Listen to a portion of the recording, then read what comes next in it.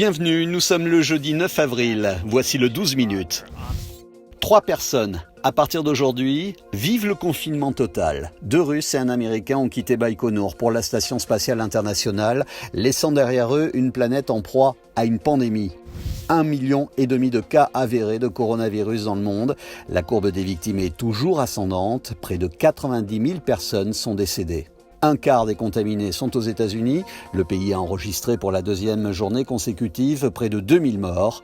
La ville la plus touchée reste New York, où le gouverneur a décidé de mettre les drapeaux en berne en hommage aux victimes.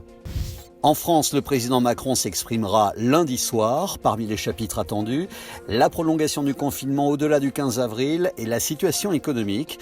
La France qui va accorder une aide d'environ 1,2 milliard d'euros pour la lutte contre la propagation du Covid-19 en Afrique.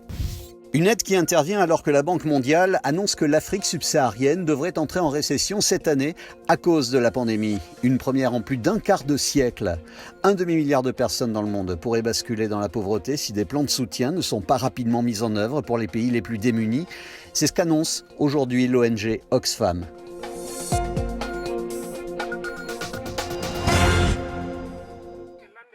Hamadoun Boukari Bari pensait sûrement avoir échappé au pire. Il y a 1 an, il a pris une décision radicale, fuir le centre du Mali en proie aux violences djihadistes.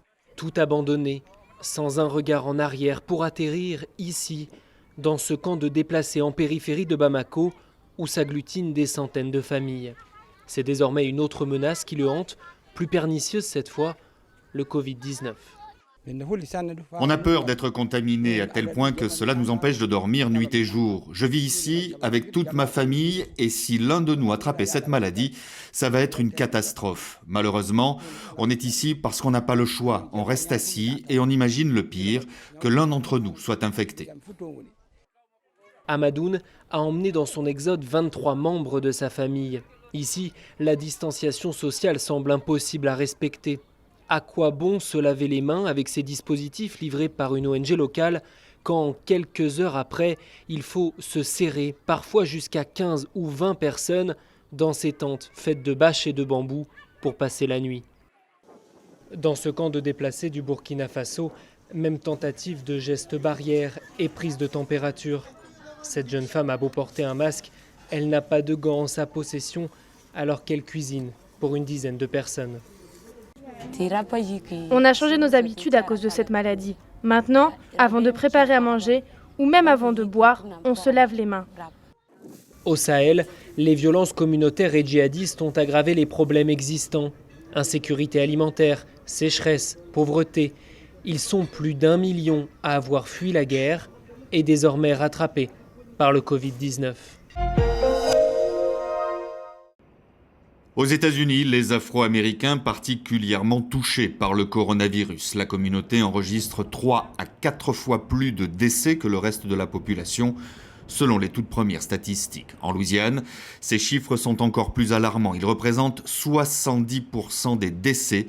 Cet habitant de la Nouvelle-Orléans a perdu en quelques jours 10 membres de sa famille ou de son entourage.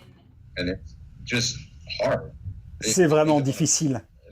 Tu te réveilles le matin et tu t'inquiètes des nouvelles que tu vas recevoir dans la journée. La première a été un message d'un ami qui me demande de l'aider pour l'enterrement de son père décédé dimanche. Et puis, quelques heures après, je reçois un autre SMS m'informant que ma tante était décédée. Et vous savez, c'est juste que tout devient très surréaliste. Même tendance signalée notamment à Chicago, dans le Michigan ou bien dans le Wisconsin. La pauvreté, le manque d'accès aux soins expliquent en grande partie ce phénomène inquiétant. Des inégalités à l'origine de maladies chroniques beaucoup plus fréquentes au sein de la communauté et qui fragilisent face au Covid-19, problèmes de diabète, de cœur ou bien d'hypertension. Nous savons que les Afro-Américains ont moins de chances d'être testés, moins de chances d'être admis à l'hôpital, moins de ressources disponibles à grande échelle. Ce n'est pas quelque chose de nouveau. Et donc, lorsque vous avez une pénurie de tests disponibles, ces populations en sont les premières victimes. De nombreux responsables de la communauté afro-américaine demandent une enquête à l'échelon national pour mieux comprendre l'ampleur de ce phénomène. Angel Bipendou ferme sa blouse, ajuste une dernière fois son masque Et la voilà repartie pour une journée de consultation.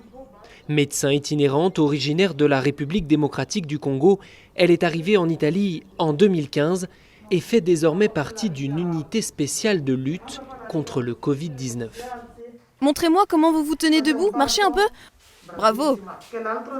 Hier, madame ne pouvait absolument pas mettre un pied devant l'autre. Angel a un objectif, désengorger les hôpitaux et soigner, quand cela est possible, les patients à domicile. L'état de cette dame âgée, surveillée par sa fille, s'améliore de jour en jour. La fièvre est tombée, c'est bon. Vous êtes rassurée ? Bon, je continuerai à vous suivre par téléphone, d'accord ? D'accord, je décrocherai. Rassurée, maintenir coûte que coûte le contact. Ses missions, Angel y a dédié sa vie, dans tous les sens du terme.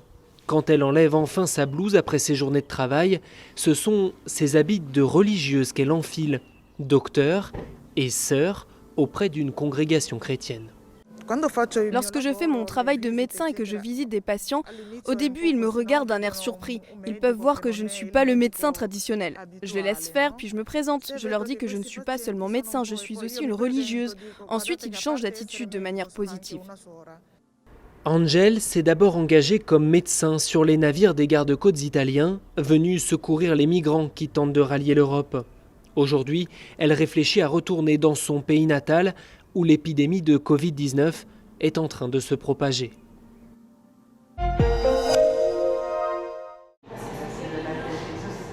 La distillerie Norrois est réputée pour son gin. Mais depuis la mi-mars, c'est un autre produit qui sort de son usine, du gel désinfectant, un produit très recherché depuis le début de l'épidémie. La distillerie s'est associée avec l'entreprise GEFO Nutrition pour produire le gel et a obtenu les autorisations auprès des autorités canadiennes en une semaine. Donc on s'est mis ensemble. Moi j'avais l'alcool, lui avait la technologie, les équipements et les éléments nécessaires comme la glycérine et la cellulose. Puis on a décidé de fabriquer ensemble ce gel-là.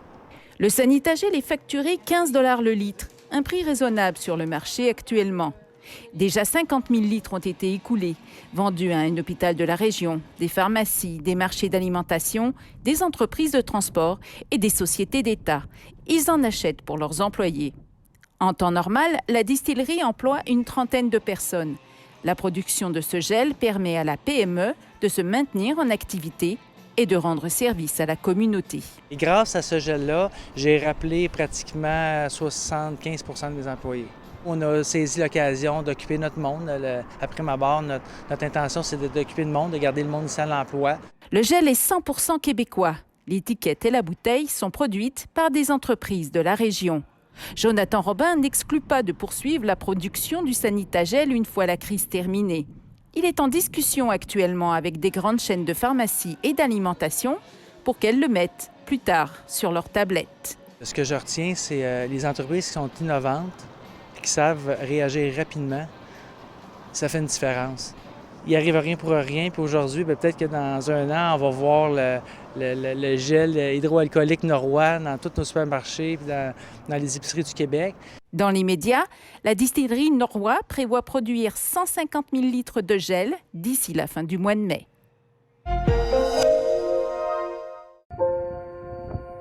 Sortir de chez soi, la peur au ventre. Ce n'est pas comme ça que Wiza imaginait sa vie d'étudiante en France à la Sorbonne. À 24 ans, elle est arrivée de Tizi Ouzou en septembre dernier. Son but, décrocher une licence en gestion. Mais l'université est fermée. Pourtant, 3 fois par semaine, la jeune femme prend les transports en commun. Car il faut aller travailler, coûte que coûte, pour payer sa vie d'étudiante. Je prends le tramway pour aller travailler et c'est juste horrible pour moi.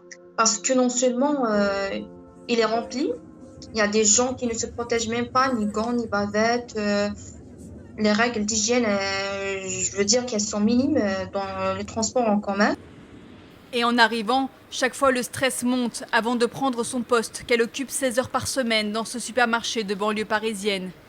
Le même où des scènes de panique avaient marqué le début du confinement. Depuis, Wiza explique que des mesures ont été prises. Mais malgré le gel hydroalcoolique, les masques, les vitres de protection mis en place par l'enseigne, elle ne se sent pas entièrement rassurée. Une caissière Il y a vraiment beaucoup de contacts avec les gens. C'est presque tout le monde qui est passé sur notre caisse. Il y a aussi des clients qui ne se protègent pas. Ni bavettes, ni gants. Et je suis obligée de toucher tous les produits qu'ils touchent du moment que je suis obligée de les scanner. Pourtant, Wiza tient à y aller, par solidarité, comme sa collègue caissière décédée le 26 mars du coronavirus. Alors difficile de rester concentrée sur ses cours. Wiza a une crainte de chaque instant, ne pas pouvoir payer ses frais de santé. Si on chope quelque chose et on se retrouve dans la rue comme ça sans rien, et on est face à la mort. Du coup, c'est vraiment très inquiétant pour nous. Et puis, il y a les études qu'il ne faut pas négliger. Ce jour-là, elle suit un cours à distance dans son studio de 20 mètres carrés à Argenteuil qu'elle partage avec 2 autres étudiantes. On se retrouve avec 2-3 cours en ligne en même temps. Chacun pose ses questions à son enseignant. C'est vraiment pas un climat qui nous laisse nous concentrer sur nos études. Mais comme dit Wiza, pas question de baisser les bras. Cette épidémie n'aura pas raison de son rêve, rentrer en Algérie les poches pleines de diplômes. Bonjour, Edgar Secloca, auteur-interprète. Alors, je vais vous raconter comment se passent mes journées pendant le confinement. Je lis, j'écris, je répète, je fais le ménage, je fais des courses, pas tous les jours, mais ça résume l'essentiel de mes activités. Entre 21h et 22h, avec ma compagne, on couche le petit, il a 7 mois. Ensuite, on travaille ou alors on se met un film. On mesure bien la chance qu'on a d'être tranquille, de ne pas avoir de tension.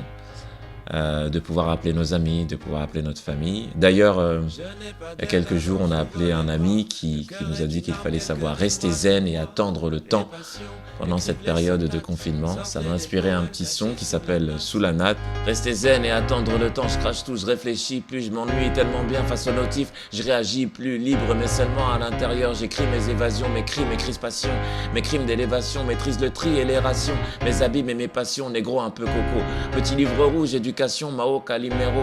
Non, je suis qu'un artiste à 10 balles. Vérifie sur iTunes le coup d'inflammation de mes amygdales. Je n'ai pas d'aile, alors j'ouvre les bras. Le cœur est une arme, quelques rimes braquez-moi. Les passions, écrivent les sonates, sortez les poèmes cachés sous la natte.